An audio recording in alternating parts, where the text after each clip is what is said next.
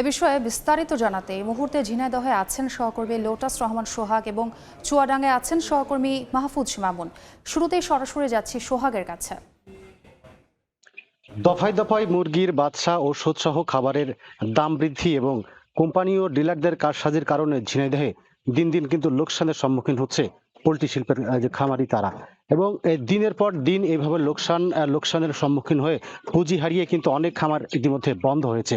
নতুন করে যে খামারগুলো তৈরি হয়েছে তারাও কিন্তু খুব একটা লাভ করতে পারছে না। যে খামারিদের আসলে খামারের অভিযোগ করছে কোম্পানিগুলো যে বর্তমানে তাদের নিজস্ব কন্ট্রাক্ট খামারি তৈরি করছে বিভিন্ন উপজেলাতে, যার মাধ্যমে তারা নিজস্ব উপায়ে তারা কিন্তু খামারিদের সাথে মুরগির বাচ্চা উৎপাদন করছে, এবং যে কারণে ক্ষুদ্র খামারি যারা আছেন তারা কিন্তু লোকসানের সম্মুখীন হচ্ছেন।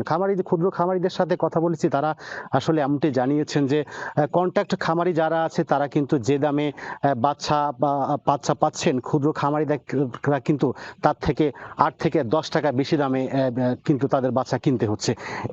একইভাবে খাবারের দামও কিন্তু ক্ষুদ্র খামারিদের বেশি দামে কিনতে হচ্ছে। সেই সাথে মুরগির যখন বাচ্চা বিক্রির সময় আসছে সেই সময়টাই কিন্তু খামারেও কিন্তু কম দামে কিন্তু তাদের বাচ্চা বিক্রি করতে হচ্ছে তাদের। এবং এই যে কন্ট্রাক্ট ডিলার এবং ক্ষুদ্র খামারিদের মাঝে কিন্তু উৎপাদন খরচের কিন্তু একটা তারতম্য লক্ষ্য করা গেছে, যে কারণে ক্ষুদ্র খামারিরা কিন্তু অনেকেই কিন্তু ব্যবসা গোটাতে হচ্ছে বাধ্য হয়ে। আর ব্যবসায়ীরা আসলে খামারিরা বলছেন যে এই যে সিন্ডিকেট রোধ করতে পারলেই হয়তো বা এই পোল্ট্রি শিল্পের সুদিন ফেরানো সম্ভব হবে।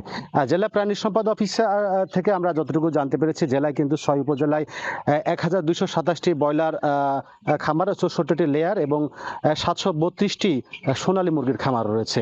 এই খামারগুলোতে কিন্তু এর আগেও আমরা দেখেছি গত 1.5 থেকে 2 বছর আগে এই খামার কিন্তু অনেক খামার কিন্তু বন্ধ হয়েছে। কিছু কিছু নতুন করে গড়ে উঠলেও কিন্তু যেই লাভটা তারা আশা করছে সেই লাভটা কিন্তু তারা করতে পারছে না।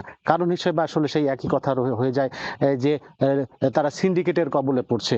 তো আসলে এখানে যারা খামারি আছেন, সচেতন মহল আছেন, তারা মনে করছেন যে পোল্ট্রি শিল্পটাকে যদি পূর্বের অবস্থায় ফেরাতে হয় তাহলে তাদের প্রাণী সম্পদ অধিদপ্তর থেকে শক্তিশালী একটা মনিটরিং সেল গঠন করতে হবে, এবং খামারিদের সুরক্ষার জন্য কিন্তু তারা একটা কমিটি গঠন করতে হবে এবং তাদের এই কার্যক্রম দেখভাল করতে হবে। তো এই ছিল ঝিনাইদহের খামারিদের বর্তমান অবস্থা। চুয়াডাঙ্গাতে আছেন সহকর্মী মাহফুজ মামুন, আমরা এখন চলে যাচ্ছি সেখানে। মামুন। চুয়াডাঙ্গাতে আস্তে আস্তে বন্ধ হতে শুরু করেছে পোল্ট্রি শিল্পগুলো। পোল্ট্রি শিল্প বন্ধ হওয়ার কারণে উদ্যোক্তা এবং ব্যবসায়ীরা ক্ষতির সম্মুখীন হচ্ছেন। প্রতিনিয়তই বন্ধ হচ্ছে চুয়াডাঙ্গা জেলার ছোট বড় পোল্ট্রি শিল্পের খামারগুলো। ব্রয়লার লেয়ার ও সোনালী জাতের মুরগি চাষ করেন চুয়াডাঙ্গা জেলার খামারিরা। চুয়াডাঙ্গা জেলায় মোট খামার রয়েছে 14,700টির বেশি। এর মধ্যে 7,000 খামার বন্ধ হয়ে গেছে। বন্ধ হয়ে যাওয়ার কারণে মানুষ অনেকেই ক্ষতির সম্মুখীন হচ্ছেন। ক্ষতির সম্মুখীন হওয়ার কারণে দিন দিন লোকসানের মুখে পড়তে হচ্ছে। বাড়তে শুরু করেছে খাবার, পোল্ট্রি মুরগির বাচ্চা, ওষুধ সহ প্রয়োজনীয় জিনিসপত্রের দাম। কয়েক বছরে কয়েক গুণ বেড়েছে ওষুধের দাম। ওষুধের দাম বাড়ার কারণেও পোল্ট্রি শিল্প ধ্বংস হওয়ার একটি মূল কারণ বলে জানিয়েছেন পোল্ট্রি শিল্পের মালিকরা, যার ফলে পোল্ট্রি শিল্পের মালিকরা আর পেরে উঠছেন না লোকসান দিয়ে। প্রতি পেঁয়াজেই তাদের লোকসান গুনতে হচ্ছে হাজার হাজার টাকা, যার ফলে তারা আর পাচ্ছেন না। অনেকেই বেকার হয়ে পড়ছেন। যারা ঋণ নিয়ে এই পোল্ট্রি শিল্পের সাথে যুক্ত হয়েছিলেন তারাও হচ্ছে আর সেভাবে ব্যবসায় ঘুরে দাঁড়াতে পারছেন না। আমি চুয়াডাঙ্গার পোল্ট্রি শিল্পের খামারিদের সাথে কথা বলেছি, তারা জানিয়েছেন যে একটি বাচ্চা 60 টাকা থেকে 70 টাকায় কিনতে হচ্ছে ব্রয়লার মুরগির সোনালী, এবং লেয়ারের একটি বাচ্চা 30 থেকে 40 টাকায় কিনতে হচ্ছে। একটি মুরগি পালন করতে 3 থেকে 4 কেজি খাবার লাগে, যার ফলে উৎপাদন খরচ একদিকে যেমন বেড়ে যায়, তেমনি যে খরচ হয় সেই খরচ তাদের পক্ষে তোলা সম্ভব নয়। একটি মুরগি বিক্রি করে মুরগির বাজার দামও তুলনামূলক অনেক কম। মুরগির বাজার দর কম হওয়ার কারণে লোকসানের মুখে পড়তে হচ্ছে খামারিদের। তাছাড়া ডিম উৎপাদনকারী খামার মালিকরাও ডিমের দাম নির্দিষ্ট সময়ে এক এক সময় এক এক রকম থাকার কারণে তাদেরকেও লোকসানের কারণের মধ্যে পড়তে হয়। ডিমের কারণেও হচ্ছে মানুষ হচ্ছে ডিম উৎপাদনও অনেক কমে গেছে জেলায়।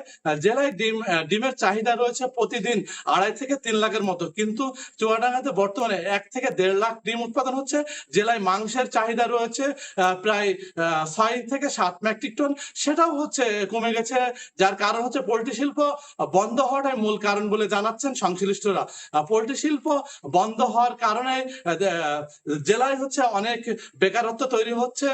আমি হচ্ছে পোল্ট্রি সংশ্লিষ্ট যারা দোকানি আছে তাদের সাথে কথা বলেছি, তারা জানিয়েছেন যে প্রতিনিয়তই হচ্ছে খাবার, পোল্ট্রি মুরগির বাচ্চা সহ অনেক সব জিনিসেরই দাম বাড়ছে, যার কারণে হচ্ছে সমস্যায় পড়তে হচ্ছে খামারিদেরকে। তাদেরও কিছু করার নেই। কোম্পানি গুলো হচ্ছে তারা বলছে সিন্ডিকেট করে জিনিসের দাম বাড়ানোর কারণে এই সমস্যা হচ্ছে বলে তারা জানিয়েছেন। আমি চুয়াডাঙ্গা প্রাণী সম্পদ অফিসারের সাথে কথা বলেছি, তিনি জানিয়েছেন যে খামারিরা যদি নিজস্ব পদ্ধতিতে খাবার যদি উৎপাদন করতে পারে তাহলে পরে হচ্ছে কিছুটা হলেও লোকসান কমিয়ে আনা সম্ভব হবে, এবং লোক রেখে অনেকেই হচ্ছে খামার দেখভালের কাজ করেন, সেখানেও অনেকটা লোকসান হয়, যার ফলে খামারিদের লোকসান কোনোভাবে কমানো সম্ভব নয়।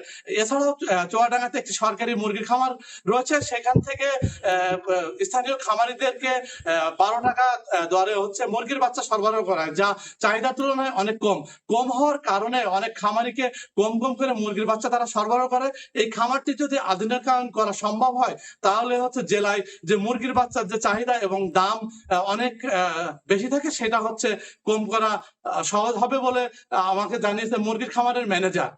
এই ছিল চুয়াডাঙ্গা থেকে পোল্ট্রি শিল্পের সর্বশেষ। সরাসরি যুক্ত ছিলাম চুয়াডাঙ্গা এবং ঝিনাইদহে।